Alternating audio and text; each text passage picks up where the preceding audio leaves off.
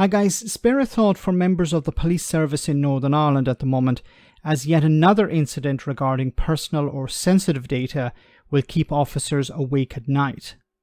A few weeks ago, the PSNI released the names and addresses of officers as part of a routine Freedom of Information request from the public. However, an Excel spreadsheet containing data related to a huge number of employees at the service, potentially putting lives at risk, was released.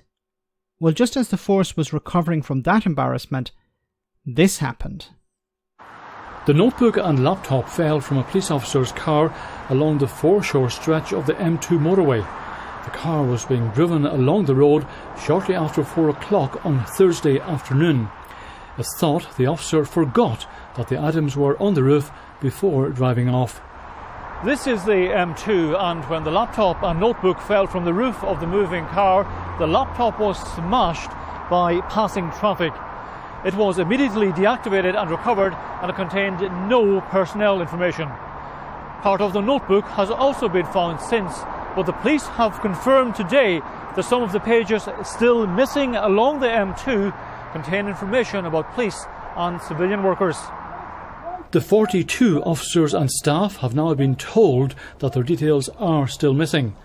As well as this, the entire police branch affected by the loss has been informed about the circumstances of the incident.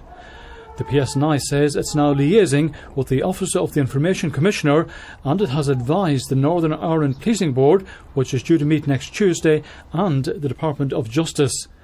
This data breach is the latest in a number of PSNI data loss incidents in recent weeks.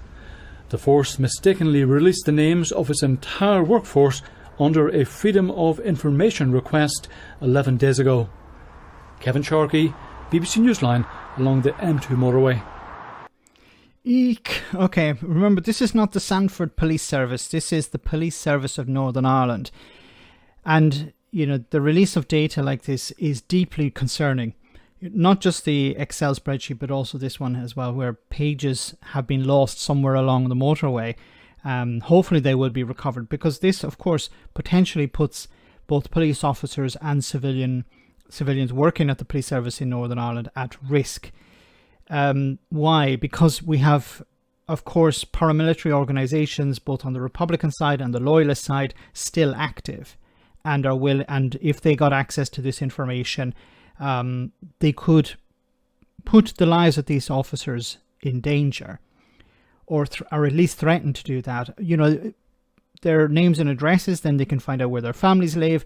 You know, the movements of the family members, things like this. This is deeply concerning, and it's just another example of an embarrassing situation for the police service of Northern Ireland. Now, I imagine new measures will be put in place to stop things like this happening again, but the damage has been done. There have been other stories related to this type of data, and there have been breaches in the past, although they haven't been as public as this. The media haven't latched onto it as much as they have over these last two breaches.